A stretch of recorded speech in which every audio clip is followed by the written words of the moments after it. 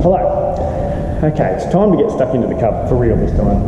I know 4 months ago I made a video saying I was getting stuck into it, and I promised a weekly update, but we're now up to 4 months, so that's quite a little bit beyond the weekly update.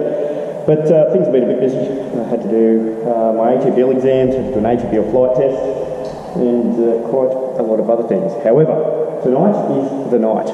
I'm ready to get stuck back into it.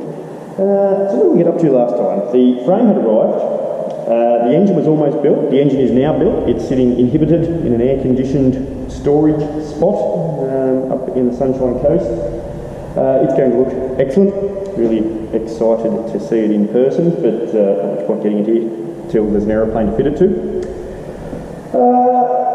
I haven't touched it other than a couple of little bits and pieces I've taken off it that were bits that were just no longer usable.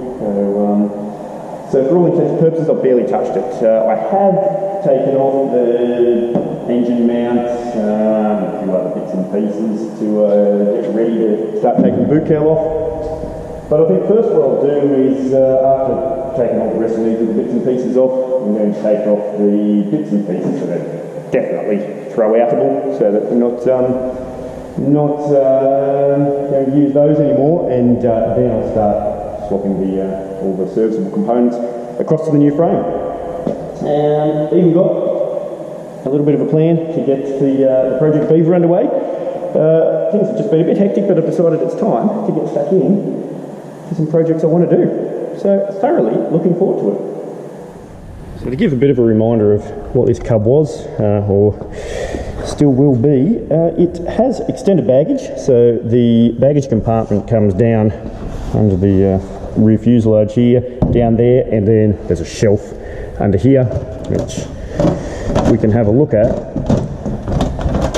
But as you can see, with the current version, we can only access it from top shelf from the outside, or the bottom shelf from all the way down there, a bit dark I know, but from the inside.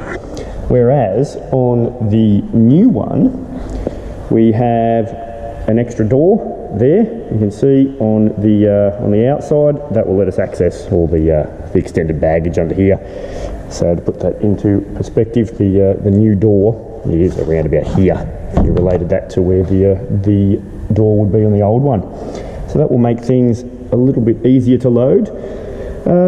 We have a few less bent bits on the new one, as you can see. This Cub has always had, since I've owned it anyway, the uncovered gear STC from factory. They come fabric covered there. The step is also an STC. I don't know, I do like the look of a Cub with fabric covering on the gear legs. Maybe I'm a purist, but it is a bit more practical to not have the fabric there when you're landing in rough areas. So I don't know. Let me know what you think. Do I need covered gear legs or keep the STC for the uncovered gear legs? I don't know, personal preference really. Got new doors with the new frame, so the old doors there we don't need to use again. I think I showed in an earlier video when I first removed the engine that it has a swing out engine mount, so you can work on the back side of the engine and the accessories. That's clever, but also clever is the bolts that hold the engine mount on. They're encapsulated, so you don't need someone on the outside holding a spanner. You can just duck in from the back of the firewall there and undo them yourself. So very convenient machine to work on for someone who's got no friends. So that's quite a benefit of a Super Cub really. Can't remember if I mentioned in the last video, but I've got float fittings, which you can see also on the old Cub, which is another STC. But got the float fittings back on the new one, so whether I'll use them or not, I don't know, but it's food for thought anyway.